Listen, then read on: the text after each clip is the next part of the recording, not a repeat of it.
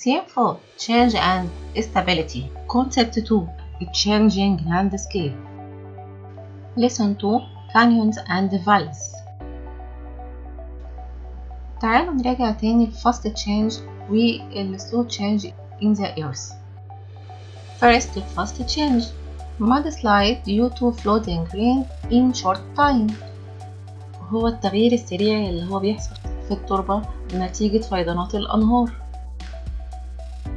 أما بقى ال slow change اللي هو landscape that contain river and mountains, there are two changes may happen.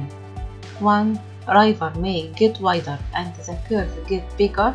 Two, river may dry up, leaving a small canyon between mountains. يعني ال slow change في التضاريس الأرض اللي هي تحتوي على جبال وأنهار ممكن يحصل فيها التغيير. أول يعني حاجة ممكن النهر يجف وممكن يكون small canyon بين الجبال.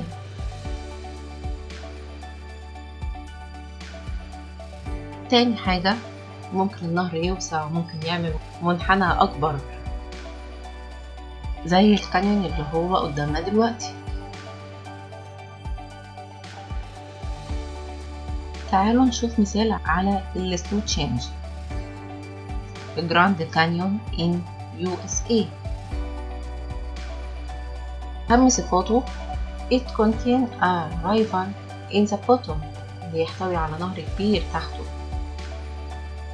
Very large and steep canyon هو كانيون كبير جدا وكمان منحدراته كتيرة قوي.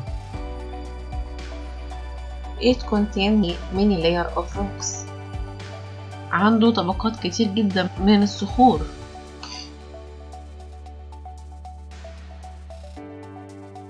طبعا كانيون زي ده عشان يتكون خد ملايين السنين، ودوت طبعا تم عن طريق الويزرينج، عن طريق الروجن اللي تم عن طريق الفاست فلو of water that eroded a lot of sediment and carried them away that lead to formation of Grand Canyon. عن طريق تدفق المياه اللي أدى إلى تآكل الصخور وإرسالها إلى أماكن بعيدة جدا أدت إلى تكوين الكانيون. هل كل تغييرات السطح عملت كانيون؟ لا طبعا، في حاجة اسمها فالي اللي هو الوادي. ازاي الكلام ده؟ طب ايه هو شكله؟ تعالوا نعرف دلوقتي. Let's show special type of valley.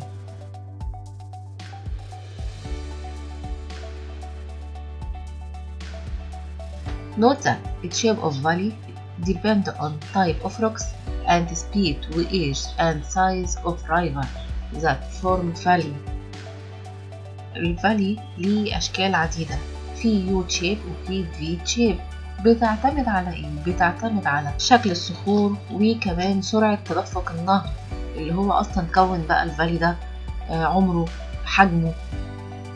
طبعا كل ما كان تدفق النهر سريع كل ما عمل erosion أعلى. So rivers that flow fast cause more erosion than slow river. Let's show the difference between canyon and valley.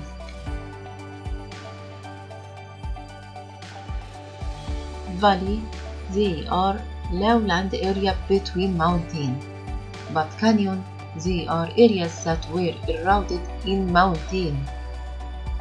شايفين الفرق بين الكانيون وبين الفالي في الصور؟ الفالي هي أراضي منخفضة ما بين الجبال، لكن الكانيون هي منطقة تآكل جبال. Valley, they have gentle slope side, surrounded a wide flat land, but canyon, their sides are very high, great depth, steep, narrow, consist of many layers of rocks. Note that similarity between canyon and valley, both formed by river is seen in their bottom and formed by weathering and erosion process.